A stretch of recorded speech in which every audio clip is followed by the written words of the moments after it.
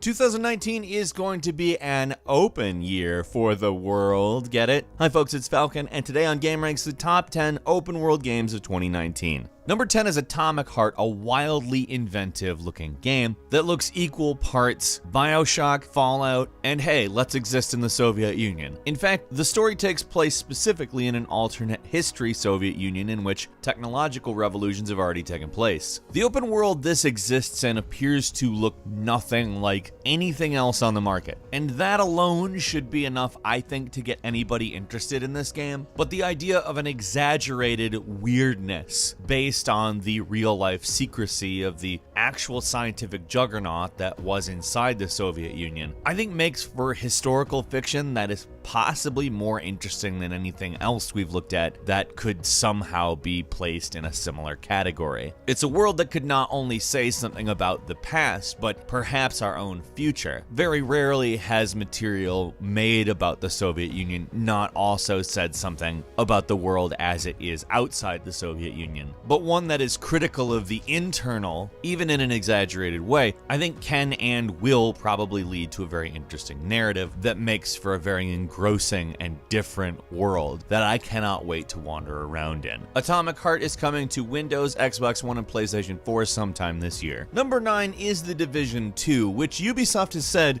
quote, "We've made the open world in Division 2 so alive." Now, I'm going to go ahead and say that's definitely marketing, but it's also a claim that when the game comes out, we can say is either true or false, and that's important. Ubisoft went on to say both enemy factions and the civilians will be out targeting different tactical locations, resources, acting on needs and goals. They really want to focus on making the open world feel kind of like a war zone rather than a place where you do objectives. Of course, that means a more unpredictable aspect to the way things work. And they said, running around the city is really interesting because you don't know what's going to happen around the next corner, and your actions helping the civilians in the world you'll see translate into them becoming more capable, but also their homes will become little fortresses.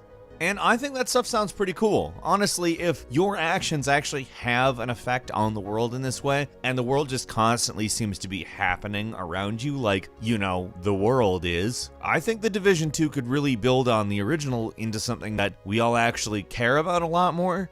And that would be very good. Number 8 is Far Cry New Dawn, the first actual narrative sequel in the Far Cry universe, and a very interesting piece of work because, among other things, it is using a modified map of Hope County. Of course, it will be severely modified as it is post-nuclear apocalypse, which to me is quite an interesting prospect. We haven't really experienced the difference between pre- and post-nuclear apocalypse in the same location in any game. Fallout kinda gave us that a little with Fallout 4's intro, but I think this is along the lines of the Far Cry tradition. Using the same map for Far Cry Primal the way that they did, I think kind of translates to this, except for obviously this is going into the future. There's another thing they're doing in this game, which is expedition missions, which take place in different places in the country, meaning you're not going to be in Hope County the entire game, but it seems like these will probably play out as mini open worlds that you can go to and do other things, which I think sounds incredibly good. I am really enjoying that idea. Number 7 is Rage 2, which is very interesting on account the developers have said it's going to be a lot more open world than the original Rage, which is an open world game. It is, however, developed not like an open world game. It's a very linear game that doesn't really take advantage of the open world in the way that it could. I mean, in a lot of ways it is a quality game, but just never went far enough in any direction, I think. Which is funny because the open world in the game is primarily about traveling around. Avalanche is developing this sequel, so I think we all know exactly how that turns out. They're a very good developer when it comes to open world. They are phenomenal at building sandboxes and setting you free in them with lots of tools to cause havoc, and it looks very much like Rage 2 is going to be a lot like that. Number 6 is Days Gone, which actually looks to separate itself pretty significantly. It doesn't want to dizzy you with an absolute ton of side quests and activities, instead giving you gameplay loops and things that you can just engage in, but keeping the actual narrative basically on a single path. They've also given you a motorcycle, which they've promised is a big part of the game. And by that I mean you're going to have to take care of it. You're going to have to park it, hide it, save it, and you can't like whistle to have the horse just come towards you. Wherever the bike is, that's where it is. You run out of fuel, you're gonna need to get some fuel and bring it back. It's not messing around. And neither are the hordes. The hordes literally just exist on the game map, and when you see a horde, you will have to deal with them in a lot of different ways. They aren't like scripted encounters, they just are on the open world, meaning you'll be dealing with the open world in a lot of variable ways. And that sounds really cool because these encounters look amazing. And obviously there will be scripted ones, but to have them just kind of possible at any time is going to give a nice feel to the world. Also, no loading screens, so that's good. Number 5 is Anthem, which is boasting a quote-unquote completely seamless open world. Now, they're certainly not the first to do it, but BioWare is going to be loading and unloading stuff just on a constant basis, so you can continually travel in any direction and never see a load screen. That's of course a very good thing, but what's cool to hear is they're talking about how this open world will gradually expand over time. Also, you'll see things like these storms they've talked about called Shaper Storms, which are supposedly world altering. So I have a feeling some of the stuff we've seen in, say, the Fortnite seasons that just utterly changes the world itself is something we might also be seeing in Anthem, albeit with a completely different style of gameplay. I think that's very cool. I have pretty high hopes for this, actually. I acknowledge it may be Electronic Arts, but I mean, if it's not, that would be great. Number 4 is Crackdown 3, which is actually coming out, which is astounding. However, the thing that we have to talk about is the open world. One of the big things this game has been touted for is the cloud destruction elements, which exist only in the multiplayer world. The single player world is about saving the city, and they thought, it might not be great to have the entire thing fully destructible. But keeping that in mind, when you're playing in multiplayer, it's a big world that you can destroy all of. And that's it. That's the full reason to buy the game. I'm sure the single player campaign is going to be great.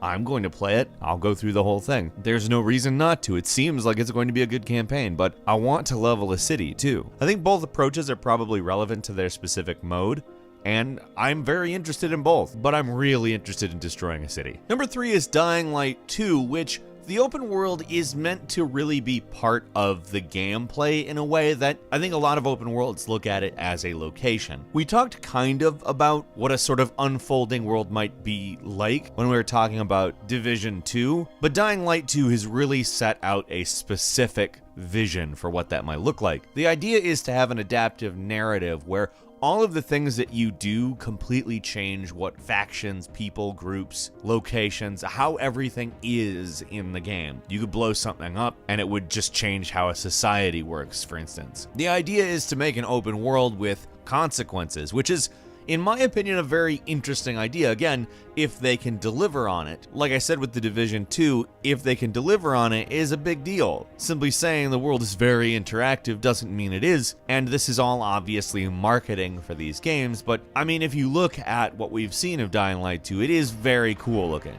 The first one's great, and what they've said of the second one sounds pretty good. Number 2 is The Outer Worlds, which Obsidian has been comparing to Knights of the Old Republic 2, and saying that technically it's not an open world game because there's 2 big planets. They both kind of exist in their own maps, but they technically work out like an open world, and if we're thinking about it, it's probably going to be a lot bigger, both of them, than a lot of traditional open world titles were as they were developing the genre. But it's interesting to see the kind of insight they're giving. They've also talked about how their intent is to make it very New Vegas style as far as exploration and interaction with the locals. This is honestly kind of my big game that I'm really looking forward to, so to see them kind of combine the aesthetics of BioShock and Fallout, put it in space, and talk about Knights of the Old Republic, they're kind of specifically like, hey, Falcon, this is something you want to play, isn't it? We know. And number 1 is, of course, Cyberpunk 2077, what looks to be the biggest open world game possibly at all, in terms of attention it will get. It may be the one that gets all of the attention forever, because they've taken a very condensed vertical approach to the open world. They're giving you as much as they can in the space that they are giving you, and that is very encouraging in my opinion. Really, I don't care how big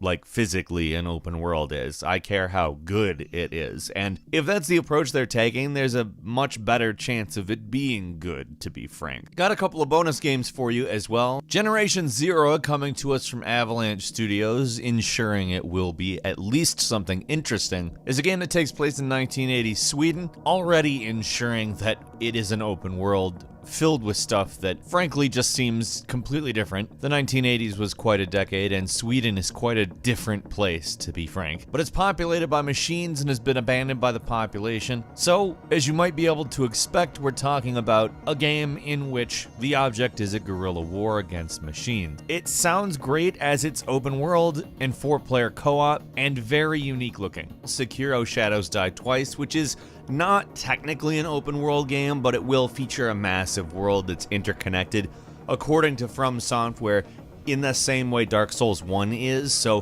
kind of like a Metroidvania, so kind of a path world, so to speak. They're also designing their maps very vertically oriented so that you can take advantage of that grappling hook. Skull and Bones, which is an open sea game, I guess. It's based on the naval segments in the Assassin's Creed games. How can you really go wrong with that? Those segments are wonderful. Except it takes place in an open world. You can go anywhere, do anything. Judgment, which is a game that takes place in the world of Yakuza. In fact, directly in the same open world, same area. It's a different kind of story, though. You play as an investigator. You're on the other side of the law, so to speak. And finally, Biomutant, which is kind of a mascot platformer, hack and slash action RPG. Apparently 6 square miles of area to explore in this game. If it is as detailed as we've seen so far, that's probably going to be a pretty dense world, and I'm very interested in that. And Metro Exodus is not technically a full-blown open world game. It's kind of a semi-open world game, but the scale of this game is massive. It will take place in a number of areas that are open world. However, it will also contain linear areas, and in all honesty, that mirrors real life in some ways if done correctly. Now, that's really the key, and we shall see. But the previous 2 Metro games are phenomenal, and we really don't have any reason to believe it won't be executed well. Metro Exodus is coming February 15th to PlayStation 4, Xbox One, and Microsoft Windows. What open world games are you interested in this year? Leave us a comment, let us know what you think, and if you like this video, please click like. If you're not subscribed, now's a great time to do so. We upload brand new videos every day of the week, and the best way to see them first is, of course, a subscription, so click subscribe, and don't forget to click the notification bell. As always, thank you very much for watching this video. I'm Falcon. You can follow me on Twitter at Falcon the Hero, and we'll see you next time right here on GameRanks.